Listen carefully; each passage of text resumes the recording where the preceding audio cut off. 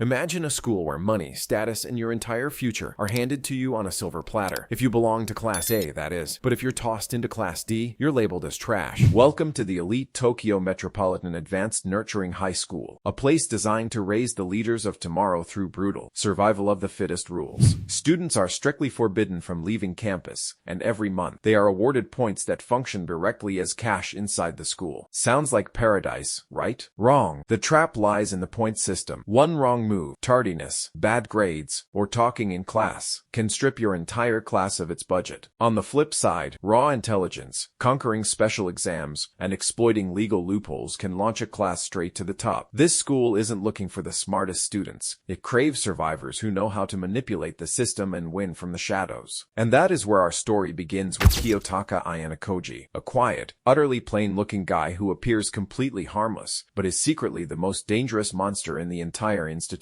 Cold, unreadable, and terrifyingly sharp, Ayanokoji is a literal demon playing human. Upon arriving at the school, he meets a strange girl named Suzune Horikita. They end up placed in Class D together, the worst class in the school, reserved for flawed cast-offs. During classroom introductions, Ayanokoji quickly begins analyzing his classmates. Yosuke Hirata is active, outgoing, and clearly destined to become the class leader in no time. Then there's the attractive, bubbly Kikyo Kushida, the pampered girl everyone is bound to fall in love with. When it's Ayanokoji's turn, he simply says, "I'm Kiyotaka Ayanokoji," and that's it. Nothing more. Their homeroom teacher, Sae Chabashira, enters and hands out the school rules while explaining the point system. Every student receives 100,000 points, equivalent to 100,000 yen. That is no small sum, my friend. Naturally, the students spend their money recklessly, living lavishly, slacking off, and sleeping through classes. Oddly enough, teacher Sae says nothing until May 1st arrives, and 0 points hit their accounts. Sae walks into the classroom and drops the hammer. Did you think this was a charity? 98 cases of tardiness and absences, and 391 instances of talking or using phones during class. Because of all this, the school evaluated them as useless garbage. That evaluation wiped out their entire 100,000 monthly allowance, leaving them to survive on whatever scraps remained from the previous month. Class D started at 1,000 class points, but thanks to their reckless behavior, they hit absolute zero. Every class point converts to 100,000 personal points split among the students. If Class D can manage to score more points than Class C, they will snatch their rank and promote to Class C instead. Their next chance to turn things around is the midterm exam, where they must score higher than Class C. But there's a catch. Any student who fails a single subject will be expelled immediately. And just like that, the games begin. At the school pool, Suzune is suspicious of Ayanokoji's insane physical condition, especially considering he claims he has never joined a sports club. Meanwhile, Yosuke rallies the class to study so they can regain points. Suzune makes a deal with our quiet devil over a meal, asking him why he remains so distant. The immediate problem: 3 slackers are refusing to join the study group. If these guys fail, the whole class is doomed. Ayanokoji tries contacting them directly, sending his email and phone number, but they reject him. With no other choice, they seek help from the popular Kushida. In a matter of seconds, Kushida convinces all 3 guys to show up. Ah, men, a truly hopeless demographic. Among the 3 is Ken Sudo, a hot-headed, rebellious guy who cares about nothing except making it to the pro basketball league. Uncomfortable with Suzune's cold, narcissistic attitude, the trio ends up walking out on the study session anyway. That night, Ayanokoji goes out to buy something and overhears Manabu Horikita, the student council president, harshly berating Suzune. Shockingly, Manabu turns out to be her older brother. He berates her, calling her a pathetic failure for trying to chase after him. When Manabu gets aggressive, Ayanokoji steps in to protect her. Manabu strikes, but Ayanokoji dodges effortlessly. It turns out both of these guys are far more dangerous than they let on. Manabu realizes who he's dealing with and says, "Ah, you're the student who scored exactly 50% on every single entrance exam, aren't you? You did that on purpose." Seeing that Ayanokoji is backing Suzune, Manabu leaves her with a warning. "Let's see what you can achieve with a student like him on your side. Farewell, Suzu." Surprisingly, when the midterms roll around, Class D scores remarkably high marks. You're probably wondering how that happened. Simple. 3 days before the test, Ayanokoji caught a group of seniors picking on Sudo. Later, Suzune gave Sudo a customized study guide, warning him that if he wanted to keep playing basketball, he had to study. Before that, Ayanokoji had brought Kushida in on a secret plan. They tracked down a senior student and bought the midterm exam questions from 2 years ago. Selling test test papers isn't legal and can get a student expelled, but our mastermind didn't pick just anyone. He deduced that this specific senior was broke based on his cheap vegetarian diet. Exploiting his financial desperation, Ayanokoji offered him 100,000 points. When the senior tried to push for 300,000, Ayanokoji refused, until Kushida stepped in, using her charm to settle the deal at 15,000 points. What a lethal duo. Ayanokoji asked Kushida to distribute the test answers to the class without mentioning his name. Everyone cheered for Kushida, thinking she saved them, entirely unaware of the mastermind working behind the scenes. However, a huge problem arises. Despite everything, Pseudo fails by a single point and faces immediate expulsion. The teacher tells him to come complete his paperwork at the end of the day. But our genius doesn't give up. He follows teacher Sae and makes a direct proposal. He wants to buy the missing passing point for Pseudo using his own personal points. Sae is stunned. After all, didn't she say at the beginning that points can buy anything at this school? She agrees, setting the price at 10,000 points. Susan catches up and insists on splitting the cost, realizing how much damage losing a student would do to Class D. The transaction is completed successfully. Sae is left astonished. In the entire history of the school, Class D has never managed to climb the ranks, but with these two, anything seems possible. Meanwhile, two Class A students are seen discussing a dangerous threat lurking in Class C. Sae warns Susan that Class D still needs over 400 points to overtake Class C. Susan tells Ayanokoji that there is something deeply unsettling about him that she can't figure out, and suddenly jabs him with a compass. Later, the class celebrates saving Pseudo from expulsion. Ayanokoji gives Susan the credit, telling everyone she resolved the issue with the teacher. Watching this, Kushida seems to grow jealous and leaves the group. Ayanokoji follows her, only to find her violently kicking a wall, cursing Susan in a terrifying rage. Where did the cute, beloved girl go? Hearing a phone noise, she realizes Ayanokoji saw everything. Grabbing his hand, she threatens him. If he breathes a word to anyone, she will claim he tried to assault her. Man, this girl turned out to be an even bigger demon than he is. Later, in Class B, the students thank Hanami Ichinos, the girl practically carrying their entire class on her shoulders. When Ichinos asks Ayanokoji and the others if their monthly points arrived, it uncovers a new issue. Teacher Sae reveals that point transfers are delayed due to a recent conflict. Class D is thrown into chaos once again when three Class C students file an official complaint, claiming Pseudo brutally attacked them at the basketball club. Pseudo insists he acted in self-defense, but nobody believes him. It's obvious that Ryuan, the ruthless leader of Class C, orchestrated this entire setup to crush Class D's momentum. The rest of Class D turns against Pseudo, wanting him expelled to protect themselves. But Ayanokoji asks a crucial question. What if there's a hidden rule that permanently prevents a class from advancing if a member gets expelled? They begin formulating a counterplan. Ichinos offers her help. She owes Ayanokoji a favor from a previous incident. They post a digital request for information regarding the fight. Details emerge that one of the three victims was a notorious delinquent in middle school who knew how to fight, while the other two were well-built basketball players. How could Pseudo easily beat up all three by himself? When Ichinos tries to send reward points to an anonymous tipster, Ayanokoji steps in to help and gets a look at her point balance, over 2.6 million points. Where on earth did she get that kind of wealth? Regardless, the group gathers in Ayanokoji's room to review the case. Susan reveals there was an eyewitness to the fight, Eri Sakura. While Kushida was asking the class for help earlier, Sakura was the only one staring at the floor. They try calling her, but she doesn't answer. The next day, Kushida approaches Sakura, but Sakura dodges her. When Sakura accidentally drops her camera, she panics, revealing she's hiding something important. Later, Sakura apologizes to them and eventually sends a message saying she is willing to testify on Pseudo's behalf. The day of the hearing arrives. Manabu's secretary, Tachibana, presides over the case. Manabu usually doesn't attend these meetings, but since it involves Ayanokoji, he spectates. Both classes present wildly conflicting stories, agreeing only that Pseudo hit the Class C students. Pseudo's hot temper makes Class D look guilty, and Susan freezes up, paralyzed by her brother's intimidating presence. Seeing her freeze, Ayanokoji jabs her to snap her out of it. Catching the hint, Susan immediately requests to cross-examine the Class C students. She grills them with relentless questions until their stories fall apart. She then introduces Sakura as an eyewitness. The Class C representative claims Sakura is lying, but Sakura pulls out a massive piece of evidence, photos taken at the exact time and place of the fight. Class C's advisor claims the photos could be altered, but Manabu points out that the photos clearly prove the Class C students were lying about their positions. Still, Class C art argues that the photos don't explicitly prove Pseudo didn't strike first. Cornered, the Class C advisor proposes a compromise: suspend Pseudo for 2 weeks and the Class C students for 1 week. Ayanokoji is satisfied with this outcome, but Suzun stands firm, declaring Pseudo innocent and accusing Class C of a setup. Manabu postpones the final verdict until 4 p.m. the following day. After the hearing, Sakura receives a terrifying threat in her locker, a note accompanied by stalker photos of her. Meanwhile, Suzun and Ayanokoji search for more evidence, wishing there were security cameras in the hallway where the fight happened. That gives Suzun an idea. When they return to class, Sakura is about to tell Ayanokoji about her stalker, but a text from Kushida interrupts them. The trap is set. Ayanokoji had asked Kushida to invite the 3 Class C students to meet her privately. Suzun and Ayanokoji confront them, bluffing that security cameras were actually installed in that hallway and threatening to expose them unless they drop the charges. Ayanokoji then deploys his psychological warfare, feigning concern. I really don't want to ruin the futures of 3 promising students by handing this evidence to the school. Drop the complaint, or I will destroy all 3 of you and Class C along with you. Terrified and manipulated, the Class C students fold and agree to withdraw their complaint. Meanwhile, Sakura's stalker, an electronics store clerk, corners her in a secluded area. Just as he attempts to assault her, Ayanokoji appears, snapping a photo of the perpetrator. Smile for the camera, you're about to go viral. The stalker tries to fight back, but Ichinos arrives with security officers to arrest him. Later on the rooftop, teacher Sae expresses her shock at Class C withdrawing their complaint. She pulls Suzun aside and gives her a chilling warning. If you want to reach Class A, watch Ayanokoji and learn from him before it's too late. Why do you think he helps you? Why does he hide his incredible abilities? He is a literal demon disguised as a human. Shortly after, Manabu offers Ayanokoji a position on the student council as the secretary, but Ayanokoji casually turns him down. On the other side, Ryuan, furious about the failed scheme, orders a total crackdown on his class. He then meets Class A's uncrowned queen, Arisu Sakayanaji, declaring he will crush every class, including hers. Meanwhile, Suzun confronts Ayanokoji. You manipulated me back there, didn't you? Who are you really? We get brief, haunting flashbacks of Ayanokoji's childhood inside a cold, sterile white laboratory. Back in the present, Sae summons Ayanokoji with a shocking revelation. Someone powerful called the school demanding his immediate expulsion. She tells him that if he gets into trouble, she won't protect him unless he agrees to help Class D reach Class A. But Ayanokoji refuses the blackmail, glaring at her coldly. Remember this, playing with a demon will only get you cursed. You are out of your depth, and I won't forget this attempt to manipulate me. Summer vacation arrives, and the students are sent on a cruise ship. Suzun senses something suspicious about the trip, and Ayanokoji agrees. Ryuan approaches Suzun, curious about who orchestrated the complaint withdrawal. A girl named Mio Ibuki from Class C tries to attack Ryuan, but his bodyguard Albert stops her. Ibuki's intense hostility makes Ayanokoji suspect Ryuan did something terrible to her. The next morning, as the ship nears a deserted island, teacher Sae orders everyone to put on special wristwatches. The school's first major special exam has begun. For 1 week, the classes must survive in groups on this uninhabited island. Each class receives 300 special S points to purchase essential survival gear, and whatever S points remain at the end of the week will be added directly to their permanent class points. Classes lose points for injuries, illnesses, littering, missing roll call, violence, or stealing from other classes. However, classes can earn bonus points by claiming specific spots on the island, where each claimed spot grants 1 extra point every 8 hours. Crucially, only the designated class leader can claim spots using a special keycard, and the leader's identity cannot be changed without a legitimate reason. Finally, at the end of the exam, any class that correctly guesses another class's leader wins 50 bonus points, but an incorrect guess results in a severe 50-point penalty. The exam begins, and Class D ventures into the forest. Yosuke asks for volunteers to scout for a campsite. 9 students split into 3 teams. Ayanokoji, Sakura, and the eccentric Koenji explore the area. Spotting a Class A student holding a leader keycard, Koenji quickly pulls Sakura away. The student is Katsuragi from Class A, who was recently seen talking with Ryuan. What are they plotting? Realizing they were almost spotted, Ayanokoji shifts their position with incredible instincts. They return to report their findings to Suzun, noting that Koenji wandered off on his own. Yosuke announces that another team found a great campsite near a river. They discuss who should be the leader. Kushida points out that neither Yosuke nor his girlfriend Karuizawa are suitable because they stand out too much. The best choice is Suzun Horikita, who officially claims the campsite with her keycard. Ayanokoji is tasked with gathering firewood, would. Along the way, he finds a bookie from Class C badly beaten up. Despite being an enemy, Class D takes her in, feeding her and treating her injuries. Suddenly, news arrives that Koenji claimed he felt sick and retired back to the cruise ship. Because of his retirement, Class D loses 30 S points. We see another brief flashback of young Ayanokoji in the White Room, hearing a cold voice say, "To possess power and fail to use it is the ultimate definition of a fool." Back in the present, Ayanokoji and Suzun decide to scout Class A's territory. They are blocked by Class A guards, but Katsuragi allows them a quick look. Next, they check on Class C's camp and are met with utter chaos. Ryuan is throwing a wild beach party, burning through all 300 S points on luxury items without a care in the world. Ayanokoji immediately sees through Ryuan's strategy. Ryuan intentionally spent all his points to enjoy the week, planning to have his entire class retire due to illness, just like Koenji. Since the exam is about choice, sacrificing points to enjoy the week is technically a valid strategy. Late that night, a thief sneaks into the girls' tent and tampers with a bookie's bag. On the 5th day, chaos erupts in Class D. Kei Karuizawa's underwear has been stolen. Suspicions flare between the boys and girls. The girls demand to search the boys' bags. During the search, Kanji Ike nervously hides something, but Ayanokoji spots it and realizes Ike was framed. When the bag search yields nothing, the girls demand physical pat-downs. Yosuke conducts the searches and secretly feels the stolen item inside Ayanokoji's pocket, but surprisingly says nothing. Afterward, Ayanokoji hands the stolen item to Yosuke, asking why he covered for him. Yosuke admits he knew Ayanokoji wasn't the culprit and asks him to find the real perpetrator. Because of the distrust, the girls demand separate living spaces. Suzun agrees, but insists that one trustworthy boy must guard the perimeter. She chooses Ayanokoji. Later, Ibuki confronts Ayanokoji, feeling targeted by Sudo and the others. Surprisingly, Ayanokoji tells her, "I trust you." But behind his calm expression, his mind is already 10 steps ahead. He notices Suzun is running a high fever. She has been hiding her illness all week so Class D wouldn't lose points. On the 6th day, Ayanokoji asks Suzun to show him her leader card to verify something he saw Katsuragi holding. As she shows it, some classmates tease them about being a couple, causing Suzun to storm off to take a shower despite her fever. And that brings us to the end of Season 1. Thank you all so much for watching and following along with the journey. If you enjoyed this series and want to see us dive right into Season 2,